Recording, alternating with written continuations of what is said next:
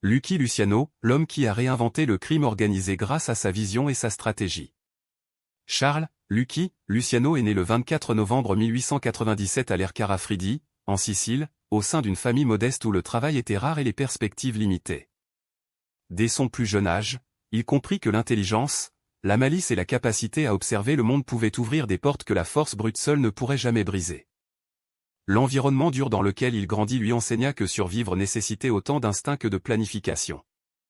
Après avoir émigré avec sa famille vers les États-Unis, son enfance fut marquée par des rues dangereuses, des gangs rivaux et des écoles où l'on apprenait autant sur la vie que sur la criminalité. Luciano observa, analysa et absorba ce monde avec la vigilance d'un enfant conscient qu'une seule erreur pouvait lui coûter la vie.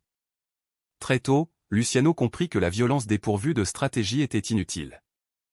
Il réalisa que la force physique ne faisait qu'engendrer plus d'ennemis, alors que le pouvoir durable reposait sur les alliances, l'information et la maîtrise. Son ascension dans la pègre new-yorkaise ne fut ni soudaine ni spectaculaire, elle se déroula dans le silence, la patience et la précision, telle une partie d'échecs où chaque coup exigeait de prévoir la réponse de l'adversaire, la possible trahison d'un allié, et l'apparition d'une opportunité inattendue. Il apprit à manipuler les gens, à lire les intentions, et à créer des réseaux disciplinés fonctionnant presque comme une armée, mais avec la discrétion nécessaire pour assurer la longévité de son empire. Luciano transforma profondément le crime organisé aux États-Unis. Avant lui, les gangs étaient fragmentés, territoriaux et excessivement violents. Après lui, il devint une structure plus professionnelle, presque corporative, où le respect se gagnait autant par la menace que par la négociation. Il fonda la célèbre « Commission », un conseil réunissant des chefs mafieux chargés de réguler les conflits, d'établir des règles et de coordonner les opérations entre les différentes familles. Cette innovation changea définitivement la manière dont la mafia américaine fonctionnait. Luciano ne cherchait pas la célébrité, il recherchait l'efficacité, la gestion des risques et le contrôle total de l'information, conscient que chaque erreur pouvait entraîner sa chute.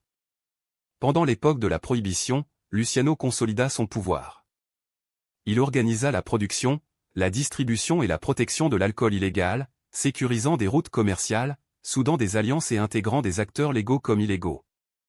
Sa capacité à relier monde licite, monde criminel et sphère politique démontra qu'un véritable stratège pouvait transformer l'illégalité en un système presque bureaucratique.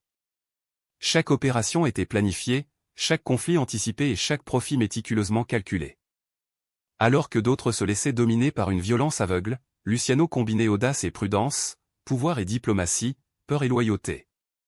Son surnom, Lucky, lui fut attribué en raison d'une série d'événements qui paraissaient liés à une chance exceptionnelle, agression évitée de justesse, arrestation manquée, survivance improbable. Mais la chance seule n'aurait jamais suffi à expliquer son ascension. Derrière chaque succès apparent se trouvait l'intelligence, la prévoyance et la capacité de garder le contrôle. Chacune de ses décisions témoignait d'une compréhension profonde des dynamiques humaines, politiques et criminelles de son environnement. Malgré sa puissance et sa richesse, Luciano ne se faisait aucune illusion sur la vulnérabilité de son empire. Il savait que l'ambition de ses alliés, la pression des autorités et l'opinion publique pouvaient tout détruire en un instant. Sa vie illustre parfaitement le paradoxe du pouvoir, dominer sans partage tout en demeurant perpétuellement menacé. Il gouvernait son univers avec précision, mais l'instabilité inhérente à une position criminelle lui rappelait constamment que chaque victoire était temporaire et chaque erreur potentiellement fatale. Luciano fut finalement arrêté, jugé puis, en 1936, déporté vers l'Italie. Pourtant, même depuis l'exil, il conserva une influence considérable. Il continua à donner des ordres, à conseiller les nouveaux dirigeants de la mafia américaine et à maintenir les réseaux qu'il avait tissés durant toute sa carrière. Son ingéniosité et sa capacité d'adaptation démontrèrent que le pouvoir véritable ne dépend pas seulement de la présence physique, mais surtout de l'intelligence appliquée, de la stratégie et du contrôle des relations et ressources qui soutiennent une organisation. Aujourd'hui encore, Lucky Luciano est perçu non seulement comme un criminel notoire, mais aussi comme un architecte du crime moderne. Il est l'homme qui transforma un monde chaotique et violent en un système structuré, discipliné et remarquablement efficace.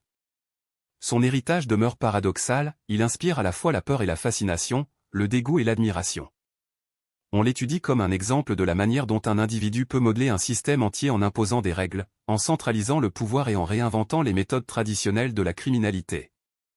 Au final, Luciano montre que la véritable grandeur même dans un univers criminel ne réside pas uniquement dans la force ou la renommée, mais dans la capacité à structurer, anticiper et gouverner avec intelligence. Sa vie, marquée par les risques et les contradictions, révèle la tension entre ambition et prudence, entre loi et transgression.